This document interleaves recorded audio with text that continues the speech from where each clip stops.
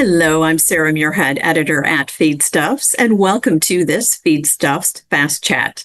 Today we're talking with Dave Whitty, product manager at Forage Genetics International. Welcome, Dave. Thank you for joining us here today. Hi, thank you for the opportunity. Appreciate it.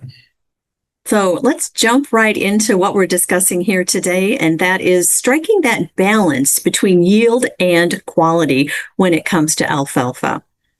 Talk to us about what have you learned from the market about how producers are managing that balance that we just talked about. And historically, yield versus quality, there's been a trade-off, right? You could harvest at 26, 28 days and get high quality forage, but you're sacrificing yield. Or you could go for more yield at 30, 32 days, but you're sacrificing forage quality. So there's always a trade-off. Do you manage for yield? Do you manage for quality? And you're sacrificing one or the other. But now with Harvextra alfalfa, which was recently introduced to the market, now it gives growers that flexibility to manage for both on their operation. So what tools or technologies are really helping producers optimize, as you talked about, yield and quality? So the Harvextra alfalfa trait really is giving growers the opportunity to manage for yield and for quality. It gives them the flexibility to harvest early at a 28-day schedule, and they can get 15% higher fiber digestibility than conventional alfalfa, 15% higher relative forage quality than conventional alfalfa, or they can delay their harvest out to 35, 37 days, getting additional yield.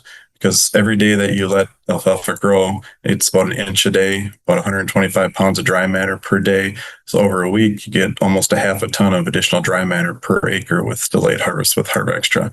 So it really gives growers a lot of options and flexibility to manage around weather events, family events, equipment breakdowns, holidays in the summer.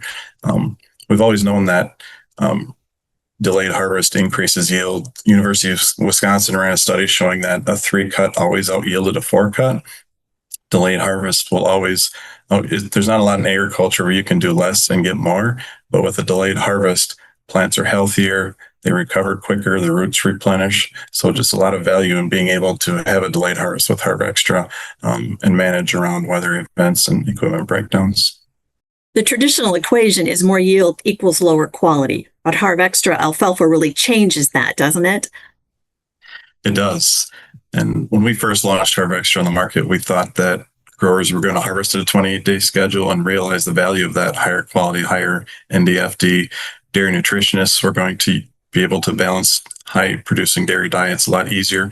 But the market has really showed us that a delayed harvest has more value to these growers. So they can cut at a 35-day schedule, get higher yields, still get dairy quality forage like a conventional have at 28 days.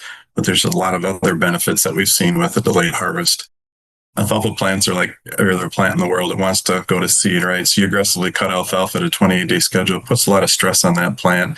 They're more likely to be exposed to diseases and have stresses from diseases. A delayed harvest, the plants are able to replenish those root carbohydrates. They really jump out of the ground. They're really very vigorous from a delayed harvest. The canopy is closed for more of the growing season, so it prevents weeds from establishing, chokes out any of those weed seedlings that are trying to establish. So the value of Harvextra, the delayed harvest, gives additional yield, additional weed control, additional flexibility around weather events. So the market has told us that delayed harvest really has been where the landing spot is for producers in the market.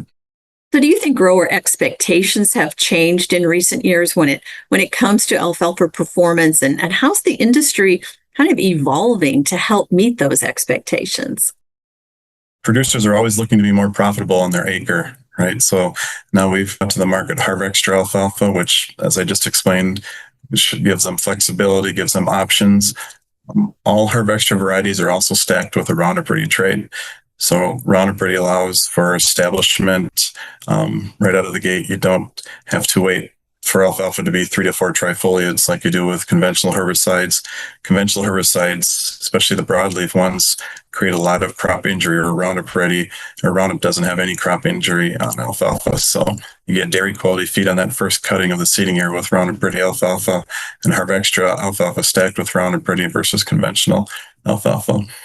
And these Harvextra varieties stacked with Roundup also on the market today have the UltraCut disease resistance package. So those That disease resistance package provides protection against Aphanomyces at establishment, which Aphanomyces is a root pruner. It stunts the plants that are susceptible to that pathogen. So these new varieties really are quite vigorous at establishment. When we have heavy rains throughout the growing season, ultra-cut varieties protect against those weather events that activate those pathogens in the soil. So the stacking Harvextra, Roundup Ready, and UltraCut on these new varieties in the market really have allowed producers to be more profitable. Very neat. So where should folks go to get more information? So if they want more information on Harvextra, they can go to harvextra.com. That's all we have time for here today. Thank you, Dave. Thank you so much for joining us. And thank you to all of you for tuning in as well to this Feedstuffs Fast Chat.